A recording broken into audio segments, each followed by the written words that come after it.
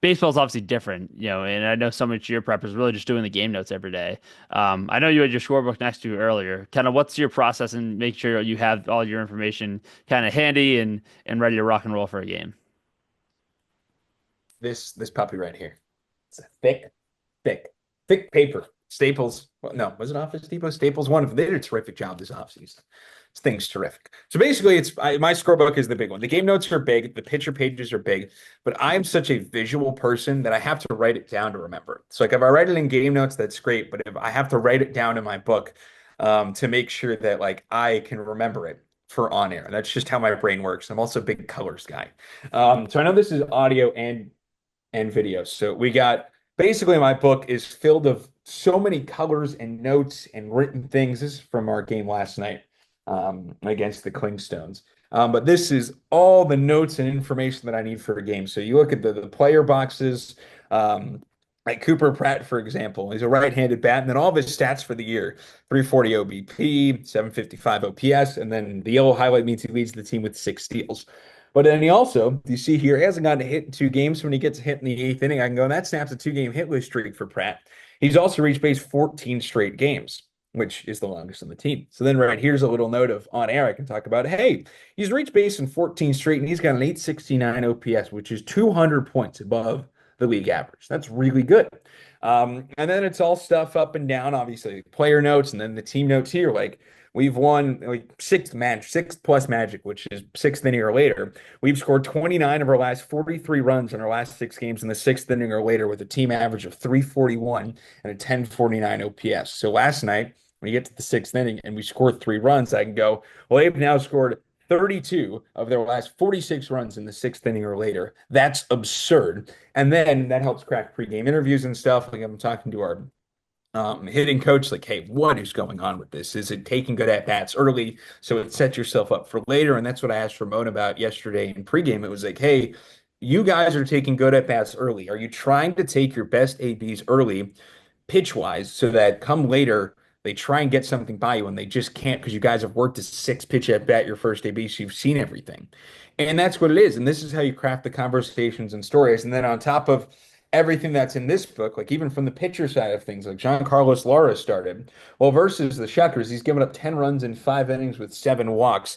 In the third inning is the troublesome inning this year. He's given up 10 runs, 5 walks, and guys are 8 for 16 against him. So last night when he goes a 1-2-3 third, I go, well, this is out of the ordinary. And you can talk about how he struggled throughout the third inning. Maybe this third inning is a turning point in this season. But on top of that, I'll also have a bunch of scrap paper that I'll just write things down on, whether it's stories that are mapped out of like, hey, here are 3 big bullet points for a story. Like for Garrett Spain, here's 3 bullet points about how he found out he got taken in the minor league Rule 5 draft. And here's how he found out and to work on to on air. So that's also next to me. And then I also have the game notes and the stat packs and everything that have all the information on the pitchers. So there's a lot that goes into it, but I can't do it. Like you can do a game with less, but I just don't like that's the comfort level of everything. Do I use half of it? No. Do I even use a quarter of it? No. But it's got to be there because if you don't use it, it's going to happen. The one game's going to happen where everything's going to happen. You're going to need it. That's why we bring you on here. Like this is exactly like the baseball nerd stuff that I wanted is exactly the 5 minute segment that you Well, just we gave can go me. down the list of why I use 5 different highlighters in my book.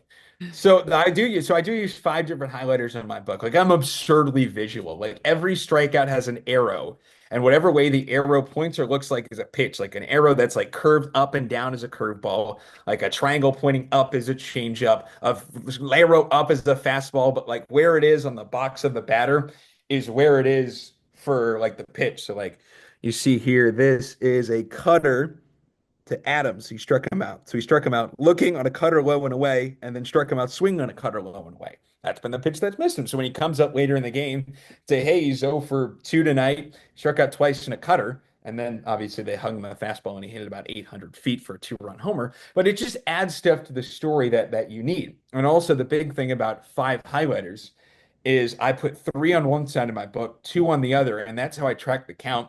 Because back when I started, in the Cape League and Indie Ball, you can never trust the balls and strikes in the scoreboard. So I got so mad at always getting the count wrong on air because I was reading the scoreboard and I was like, here's the 2-1. And it was 2-0. I just was like, I have to use the highlighter. So three on one side for the balls, two on the other side for strikes. And I will literally manually move them down with my hand between pitches to signify ball one strike. And then during an at bat, like I'll either put my hands down or I'll visually look at it and be like, all right, counts at 1-1. So if I ever forget, it's always there and I always know it. You're insane, Which is but in the best it's way. it's but it goes through like how I call a game. Like I look at my book, green is hits. And that's so I just every box that has green, hit, hit, hit. So like let's say, they get 4 hits in an inning. Well, I go like let's look at the sixth inning. It's hey, here's 4 greens. Green, green, green, green. 4 hits in the inning. So that way when the inning ends, I can say, all right, they struck out twice, sac fly, stolen base, 3 hits, and a walk. So that way I can visually look at it and then I can go back, like let's say next time up and I mark where the ball goes and everything, like, hey, he's singled through the left side. So if he does it again, it's hey, he's done the same thing 2 straight at bats and gotten on base. And that is how whenever you watch a game and you wonder why isn't that how in the world does the broadcaster remember all this? It's because I don't know if we all do it to this degree, but there's a lot of little notes and things that help me remember because my memory on air is outside of the game is great, but on air, like I need to visually write things down so that way I don't remember or I think I don't remember what happened. Like it just has to be there, or else I'm not gonna be able to be like, all right, I know that happened last time up.